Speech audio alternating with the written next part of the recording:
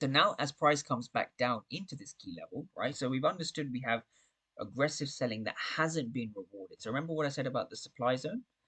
The supply zone was over here. This was the supply zone that tried to push price down. So just intuitively, guys, I want people to understand this. When price does come into a supply zone and tries to push price down, so you see the aggressive selling actually fail, this is an indication that this is now what we call a supply to demand flip zone, because you're seeing those interactions, you're seeing those aggressive sellers actually fail in the market, which is one of the most important things to understand. So what actually happened?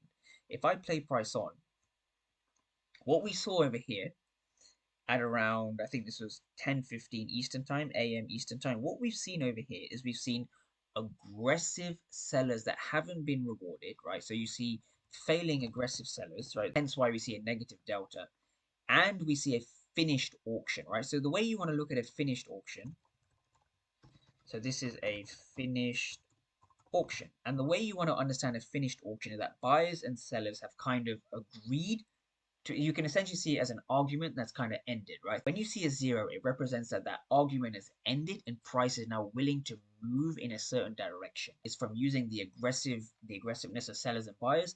Understand aggressive sellers have not been rewarded. And this is where passive buyers step in, right? So when you see aggressive sellers in this case, right? When you see aggressive sellers try to push price down and fail, the passive buyers are coming into this region, this same key level, and driving price higher, right? So this is where we take advantage of a potential buy trade, right? So on the 1 minute chart again, this is what validates a key demand level, right?